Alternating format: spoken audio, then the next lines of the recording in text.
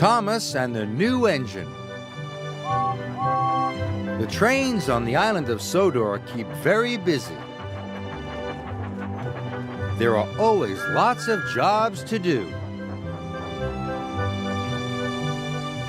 One morning, Sir Topham Hatt came to Tidmouth Sheds. "A new engine has arrived on the island," he announced. "His name is Neville. You must all make him feel welcome. A happy engine is a useful engine." Later, Thomas was stopped at a signal. The signalman called down to Thomas.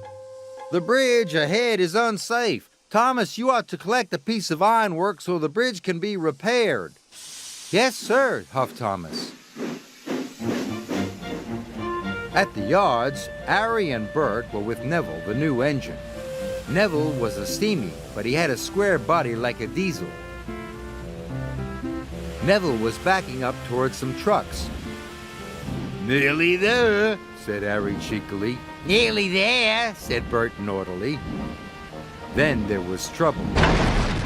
"Watch where you're going, clumsy wheels," Harry and Bert laughed. Neville looked sad. "It's not our fault if you're a silly steamy," oiled Bert, and they laughed even harder. Thomas arrived at the yards. He could see Harry and Bert laughing with Neville. That must be the new engine, he thought.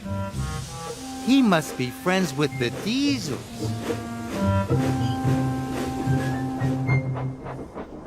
Thomas arrived at Knapford Station. "Have you seen the new engine yet?" asked James. "Yes," said Thomas, "but we'd better be careful. I saw him at the yards with Harry and Bert.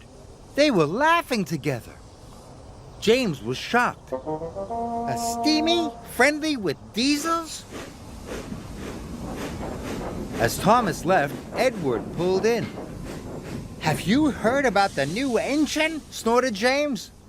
And he started to tell Edward all about Neville. Later, Edward was taking on water. He was talking to Percy. "That new steamy Neville is best friends with the Diesels," Edward puffed. "He doesn't want to be with steamies at all." "How do you know?" peeped Percy. "James told me and Thomas told him," whistled Edward. Later, Percy met Emily at a red signal. "Don't go near Neville, the new engine," he told her.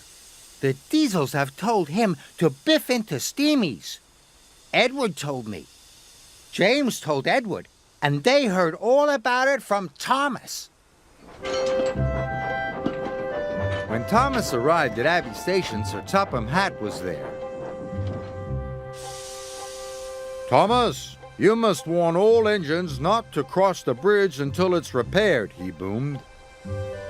Thomas felt proud. It was a very useful job. Just then he heard a whistle. Someone was coming. Thomas had to warn them. It was Neville, pulling Annie and Clarabelle. Thomas was shocked. Annie and Clarabelle were his carriages. "Hello," puffed Neville cheerfully. "I'm not talking to you," Thomas huffed crossly. Neville didn't know what he had done. Then Emily pulled in next to Neville. "Hello," said Neville happily. Emily let out a whoosh of steam. "It's no use trying to make friends with me. I know you're going to biff into all the steamies, just like Harry and Bert told you to." Thomas was surprised, but the station master blew his whistle, and Neville puffed sadly away. "Where did you hear that Neville is going to biff into all the steamies?" Thomas asked Emily. "Don't you know?" Emily whistled. "Percy told me, Edward told Percy, James told Edward, and you told James," huffed Emily. "But I only said to James that I'd seen Neville with Harry and Bert." Then Toby arrived. "Have you heard about Neville, the new engine?" he puffed.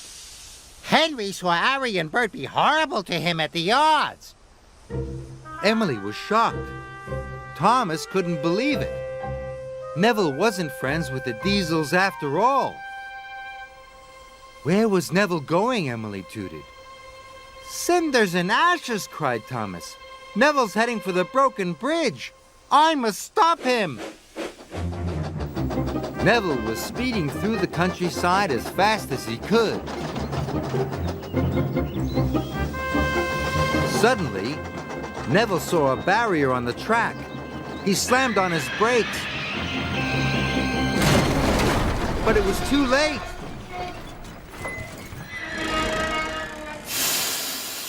Neville was in terrible trouble. He was on the broken end of the bridge. Thomas knew it was all his fault. Suddenly, he had an idea. Thomas steamed slowly and carefully onto the bridge. He gently bumped Clarabelle and was coupled up.